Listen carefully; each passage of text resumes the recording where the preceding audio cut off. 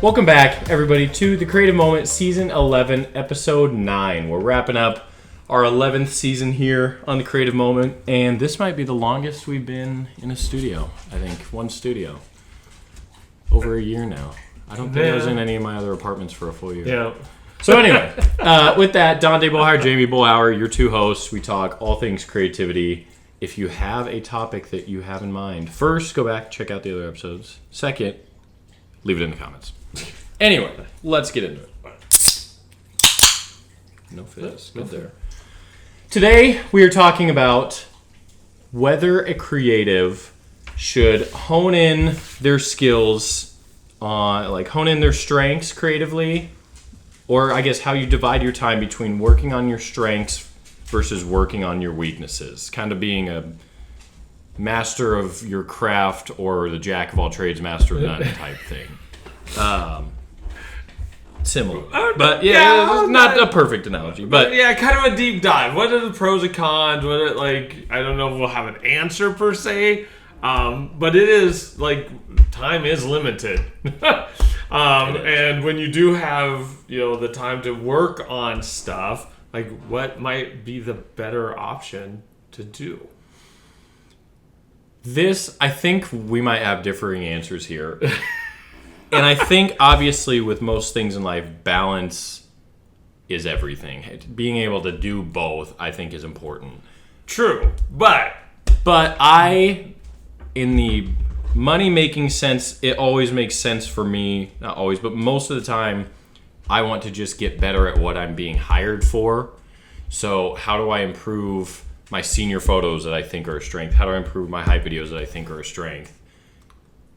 Can I build in some weakness training in that? Yes, but for the most part, a lot of it is how do I level up instead of how do I raise the standard of something that maybe I'm not as good at. I do not think I am amazing at a lot of things. I think I'm pretty decent at a lot of things, but I spend a lot of my time, if I have time to work on something, on building my strengths, because that's what I've seen work and produce money. Whereas working on my weaknesses, maybe there's not a market for that, or maybe I just won't ever be as good as the competition maybe with that. So most of the time I find myself doing my strengths, but a couple years ago I wanted to start working on Blender, so 3D animation stuff, because you can do a lot of cool things with that work into videos or whatever. I did it for a week. I tried to do an hour for a week straight. I did that, and then it was in the winter, so it was slower season. And then things got busy. I'm we don't have time to focus on that. So that's kind of where I lie. Yeah. Your sister took a whole class on Blender. I know, she could probably teach me. Yeah. All right, so there's one aspect of the idea of working on your strengths, especially in regards of financial payoff, okay? And it doesn't matter if you're a writer, that component, and sometimes the fan base or the people who do consume the art are expecting that, but I think that alone will kind of burn out your creative spirit in that regard. We got all kinds of live audience here. So in the long run,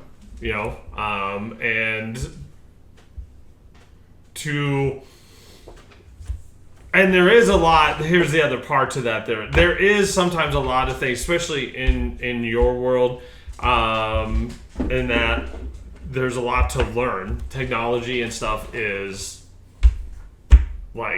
expanding, and different tools, and so in a way you actually have to strengthen a weakness because you don't know how to use a specific tool as well as you could. So it's kind of a vote for that. But yeah, it is what you are producing is what your livelihood is. So it was kind of, as I was driving here, I was well, because one of the things you love to do as a creative is landscape or nature-based photography. and what would actually fill your bucket more, learning more about that skill set or your job. Yeah. Well, and on vacation, I do try and push myself into, like, when I was in Hawaii and we went and looked at that art gallery from that photographer, trying to just, like, study his stuff and see, okay, this is how he achieved this color, or this is how, like, there was one of them where, so when the volcano erupts, if it erupts big enough or long enough or whatever, the lava trickles down into the ocean. And so he was there's a video of him in the ocean getting pounded by waves and just shooting photos of, like, the lava. It's pretty crazy, but studying the technique he used or where he was to take that photo or the colors, things like that. Like, on vacation when I have more access to better landscapes than corn, I really try and work on those weaknesses, but then I just kind of want to get cool photos and relax and whatever. So I try to do both there, but I think I would enjoy working on the landscapes more than I would what's a new lighting angle for a hype video. I don't want to say a lot of it does come down to money, but it kind of does. But also, if you work on those weaknesses enough, and I think I would have the skill to start making more money off of landscape stuff, then it's like, well, that's what you enjoy more doing anyway. Yeah. So, I don't know. It would definitely be more enjoyable. And I do still enjoy the challenge of working on something that is not a strength. And I think that is an important part to kind of keep you going, because at the end of senior season, I do get a little just kind of bored of seniors. At the end of, like, hype video season, I do get a little bored of hype videos. So, wow, so you produce so much of it too. Do you know what I'm saying? It doesn't have that rush of, like, oh, I haven't done this in a while. Like, it is now I haven't done not this really 17,000 times. Whew. Yeah. Yeah. And I think, like I touched on just at the beginning, I think working on a weakness, like, I think I'm decent at B-roll, but definitely not my biggest strength in, like, a hype video. So yesterday doing Elkhorn Norse, I got there like a half hour early because we did some stuff in the auditorium or whatever, like, just kind of cool, the stage is set type of stuff, whatever. So I got there a half hour early just to get, like, work on my B-roll on what I want to add to the video, because sometimes I feel like my hype videos, the weak point is, oh, it's just action clips or just the girls raising the ball or doing this, whatever. So working in some of that, like, weakness training into something that maybe is a strength of yours, I think can be a way to kind of do both in a sense.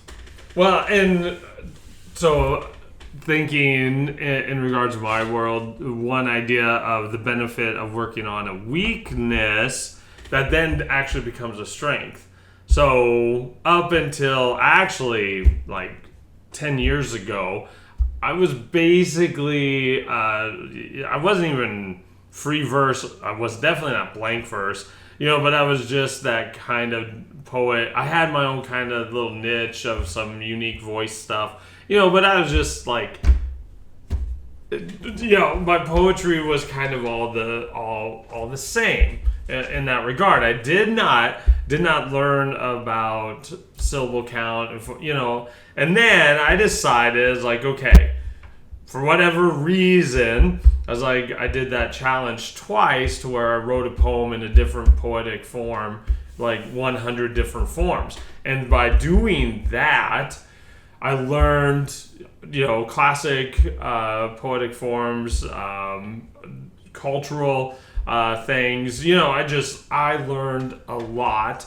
And now that is actually a strength, and that actually is kind of something that everybody kind of knows me for in my community, and they talk about that. It's like, I always love, because I always share what kind of poetic form it is, so people, whether they choose to try to write it or not, they at least can go and see in that regard. So by working on, I wouldn't say it was a weakness at that time when I did this. I just was like, there's so much, And so by spending the time to do that, that now is one of my strengths.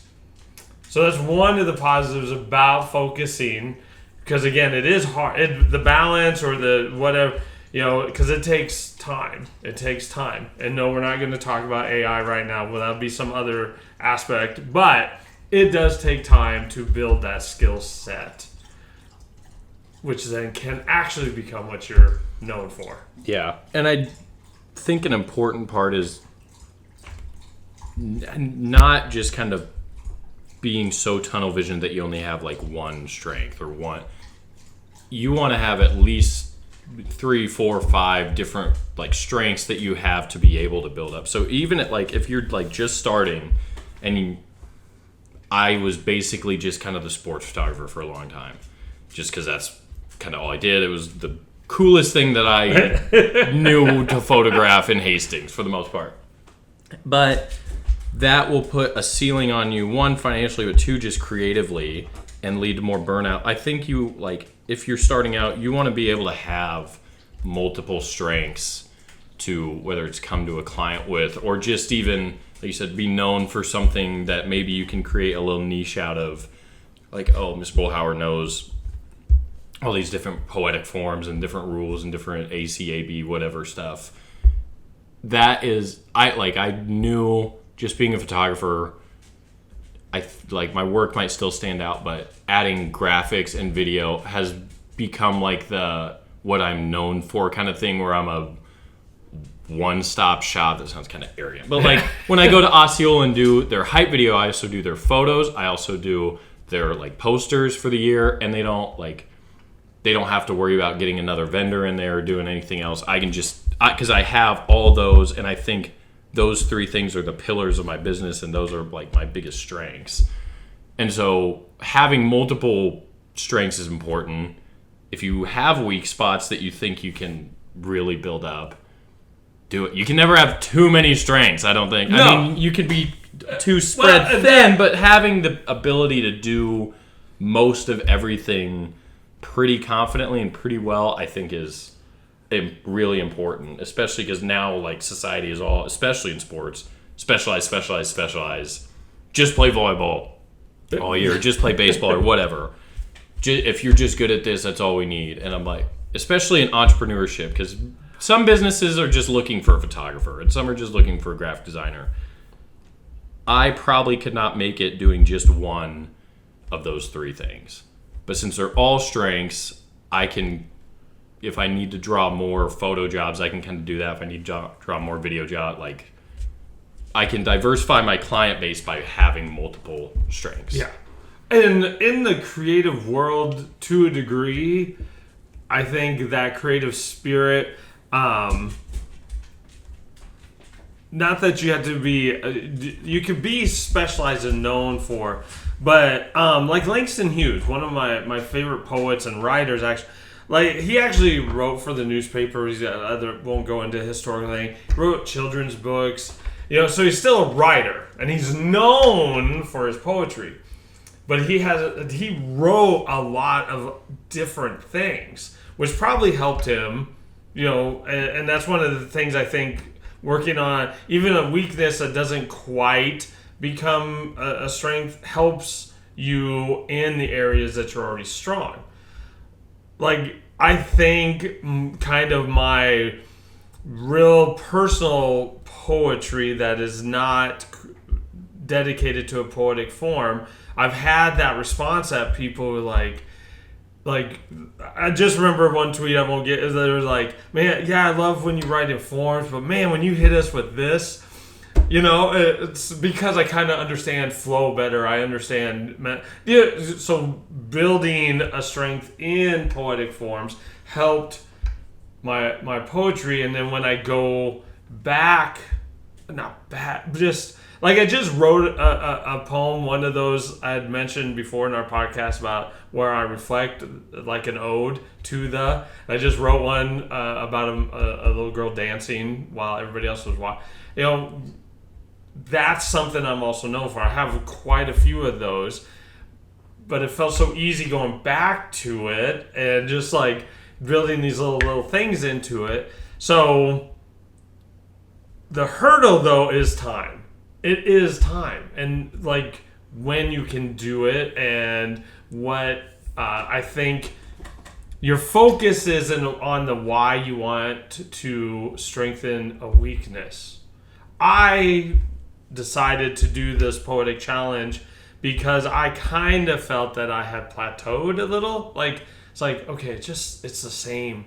Like everything I wrote for a little while felt the same, and I was like, okay, there's more. I knew enough about poetry. I've read Frost, and I was just like, okay, I need to do this because my strengths are capped out at the moment. Like you said, if you're specialized on one thing, after a while, there's only so much you could do in that area. Yeah. I mean, that, again, kind of going back to like the video point and your point about it helps you in other areas. I started doing the video, like the postcards, the carousels, whatever, where it's just one clip. Partially because it's trending and gets way more engagement than my full videos, which sucks. It sucks. But my Hawaii video is sick and no one watched it. Some track stuff, whatever. But because the postcards that do well are one, longer clips, and in sports, my clips are typically like 2 or 3 seconds. So I'm like, they're longer clips.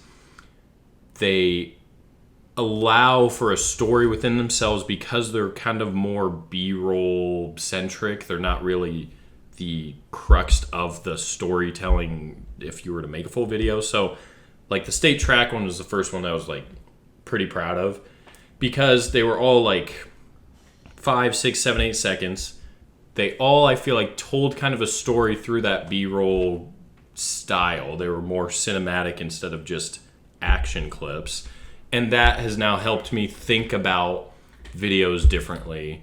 Okay, like when we're shooting B-roll, I kind of think in the video postcard aspect because I think it makes for better B-roll than I was doing already. And that was like a weakness that I had that then built and took the time to, because it's not really fun to export 20 individual clips, just color grade them, export, wait for it to export, upload it, like do that 20 straight times. But through doing that, like it did take time, but it's paid off in my other projects, being able to do stuff like that and have that knowledge and build that up to now what I would consider is not yet a big strength, but I'm way stronger in it than I was even at the start of this year, I would say. Yeah. So I think at the heart of the what should you work on, I think is actually for the moment, because that changes too as you get older, as you do things. It's like, how is your strengths or your weaknesses connected to your overall why or your goal for what's going on? I was really happy with my, but I just, after a while, it just felt, and I just, in my creative spirit, is like, you got to do more in this. There's more in poetry that that you are just kind of ignorant about, because I was never taught those things. Learn how to read it, break it down, do that, but to write it, physically write it, and things like that. For you in regards of learning your tools and things, and like when you got your drone, get out, stuff like that to a degree you had to learn that, but it was in connection to building your business, building your strength of what you were doing.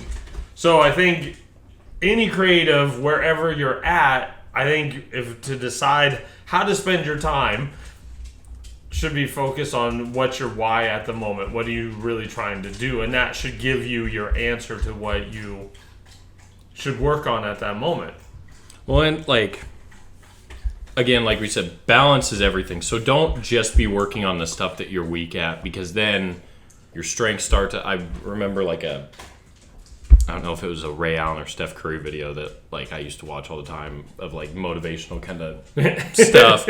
And it was just about how Curry's always working on his weaknesses, and then he'll end with his strengths, swishing 5 free throws in a row or whatever. But if you're just working on your weaknesses, your strengths are going to start to slowly deteriorate. Like my first couple seniors every year are kind of a little, I'm like, got to get back into the groove of it. Oh, not they weren't good.